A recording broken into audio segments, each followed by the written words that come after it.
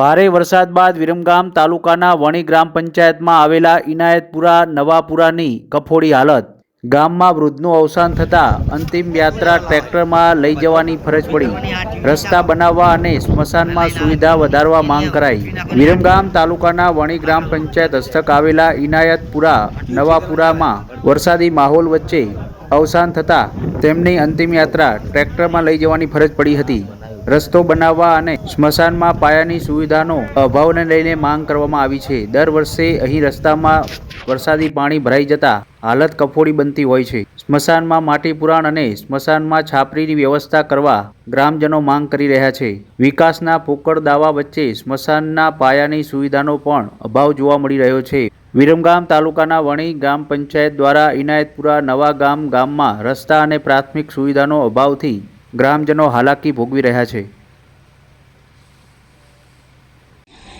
વિરમગામ તાલુકાનું વણી ગ્રામ પંચાયતમાં પેટા તરીકે આવેલું ઇનાયતપુરા ગામ કાલે અમારા મૃતક સુખાભાઈ ભલાભાઈ આમના મુકેશભાઈના પિતાશ્રી પાણીના પૂરના કારણે ઘરેથી તે ખેતર માટે એમનો ખેતરની સાર સંભાળ માટે નીકળેલા અને એમને એટેકનો એક થોડો આંચકો આવેલ અને પાણીમાં પડી ગયેલ. પાણીનો થોડો પ્રવાહ અમારા રોડ ઉપર થોડો વધારે હોય છે એટલે થોડી ઉંમર પણ હતી એટલે ઊભા ના થઈ શક્યા અને એટેકના કારણે અમે એમને પાણીનો પૂર એટલું ભયાનક હોય છે અમારા રોડ ઉપર 2 થી 2.5 કિલોમીટર, જે ટ્રેક્ટર દ્વારા પણ અમારે તેમને લઈ જવામાં બહુ તકલીફ પડી અને વાહનની અમે જે એમને સુવિધા સમયસર મળવી જોઈએ એમ આપી શક્યા નહીં. એ બદલ એમને હોસ્પિટલ લઈ જવામાં અમે સમયસર પહોંચ્યા નહીં અને એમનું દુઃખદ ભર્યું અવસાન થયું.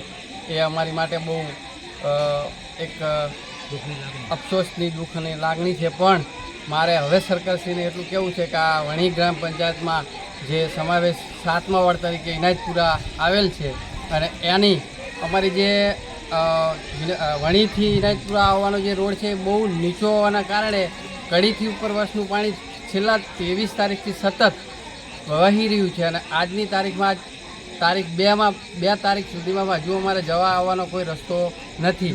અને અમે તેમને વિરમગામ લઈ ગયેલ પણ તેમને અવસાન થયા પછી અમે એમને ઘરે લાવવા માટે અમારે ટ્રેક્ટરનો સહારો લેવો પડ્યો અને ટ્રેક્ટર લાવવામાં આવતા પણ અમારું ટ્રેક્ટર ફસી ગયેલ અને બીજા 4 ટ્રેક્ટર જોડી અને એમને ટ્રેક્ટર અમે કાઢેલું અને એમને ઘરે લાવી અને પછી ઘરે લાવ્યા પછી પણ એમને જ્યારે અગ્નિ સંસ્કાર માટે અમે એમને સ્મશાન લઈ જવા માટે બહુ જ મજબૂર હતા. એવી પરિસ્થિતિમાં ત્યાં પણ એટલું પાણીનો પ્રવાહ હતો અને એવી નાની એવી ટેકરીમાં એમને અમે અગ્નિ સંસ્કાર આપ્યો. એવી અમારી કમનસીબી છે કે અમારે કોઈ સરકારશ્રીની કે ગ્રામ પંચાયતની કોઈ એવી અમારી ઉપર સુવિધા નથી અને એવું કામનું અમારું કોઈ આયોજન અમારા પેટા પર અમે ધ્યાન આપતા નથી. અને અમારા ગ્રામજનોની એવી માગણી છે કે એક સ્મશાનનું થોડું ઊંચું બનાવી અને એક આવું ખરી કોઈ ઘટના ના ઘટે એવું વ્યવસ્થિત અમારે એક સ્મશાનનું આયોજન એવું કરે સરકાર કે જે અમારે ફરીથી આવું કોઈ ઘટના ઘટી જાય તો અમને આવી તકલીફ ના પડે. અને આ જે નીચાણવાળો રોડ છે લગભગ 2012માં અમારો થયેલ છે એની પરિસ્થિતિમાં એ રોડ છે તો થોડો 2 ફૂટ જેવો જો ઊંચો હોય તો કદાચ અમે આ વડીલને બચાવી લેત એવું અમારું માનવું છે.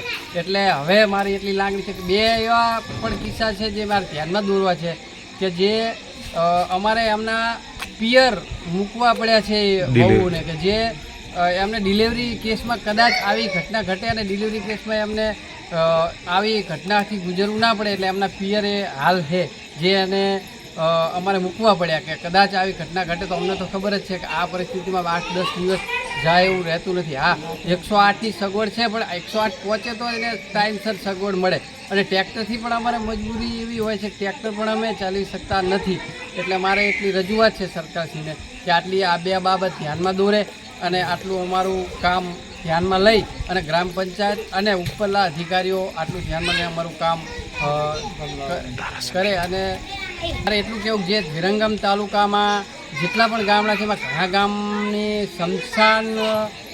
સ્મશાનનું કામ છે એ હાર્દિકભાઈ પટેલ દ્વારા ઘણા ગામનું કામ કરેલ છે.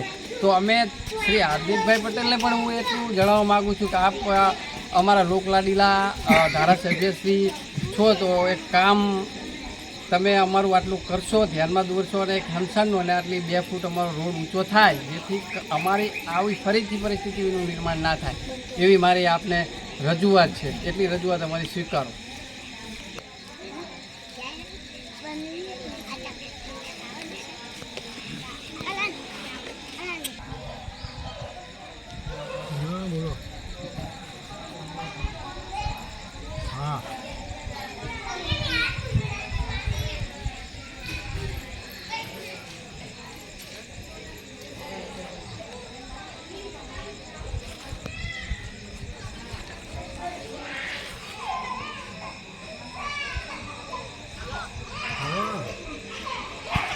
જુઓ આ નવા ગામનો વિકાસ. આ જુઓ એક નાનામી છે અમારે ગામની, અને સમસાને લાયા છે. સમસાનમાં પૂરું પાણી ભર્યું છે. અને જુઓ આ એક ખાલી આ પારી જેટલી જગ્યા છે, એમાંય માણસો ઊભા તો નહીં રહી શકતા, તો એ વારા ફરતી તો એ બધા જુઓ ટ્રેક્ટરને પાણીમાં છે બધા. જુઓ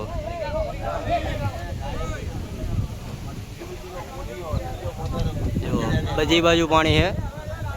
અને એક આટલું એક મહાણી કોઈ હમું નહીં કરી શકતા. પાણી ભેટા ભરવામાં આવે છે. જોઈ લેજો.